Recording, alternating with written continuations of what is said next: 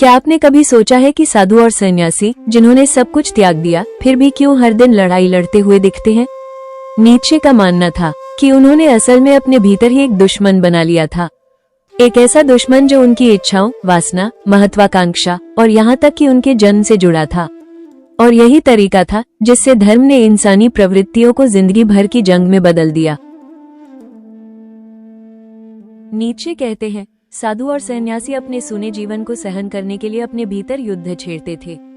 उन्हें हमेशा एक दुश्मन चाहिए था और वो उन्हें मिला उनके अपने स्वभाव में, अहंकार, महत्वाकांक्षा, वासना और शक्ति की भूख। इस तरह वे खुद को युद्धभूमि मानते थे जहां अच्छाई और बुराई की आत्माएं लगातार लड़ रही हैं।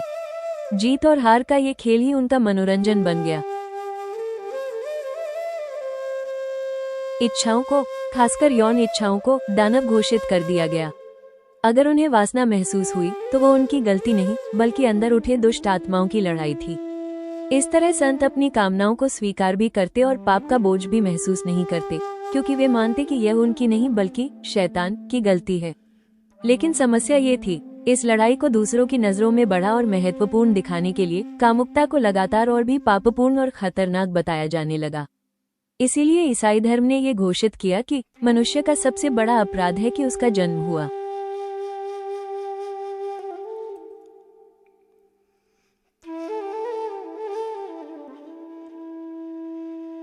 और इसी तरह पीढ़ी दर पीढ़ी लोग अपराधबोध के साथ बड़े हुए।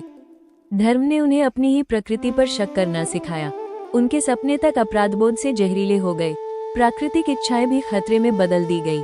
मकसद यह नहीं था कि इंसान नैतिक बने, बल्कि यह कि वो खुद को जितना हो सके उतना पापी महसूस करे। और यही अपराधबोध धीरे धीरे एक अजीब तरह का सुख बन गया।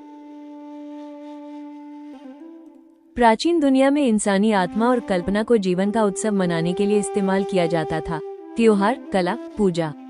लेकिन ईसाई सन्यास में यही ऊर्जा अपराधबोध और पाप महसूस करने में झोंक दी गई।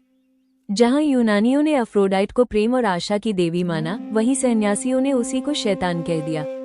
हर स्वाभाविक प्रवृत्ति को पाप बना दिया गया और इंसान बन गया एक अभिनेता, पाप का नाटक खेलते हुए हर दिन।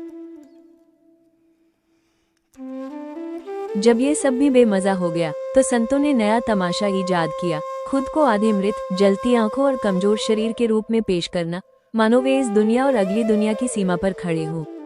लोग उन्हें देखकर डरते भी थे और मोहित भी।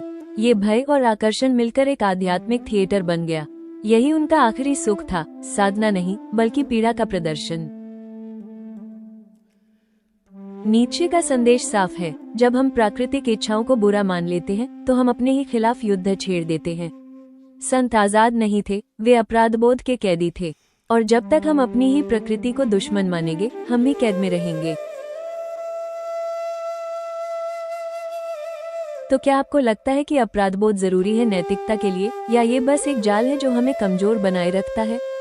अपने विचार कमेंट में जरूर लिखें। अगर नीत्शे की यह व्याख्या आपको सोचने पर मजबूर करती है तो इस वीडियो को लाइक करें, दोस्तों के साथ शेयर करें और सब्सक्राइब करें, जहां हम किताबों और दर्शन को समझते हैं।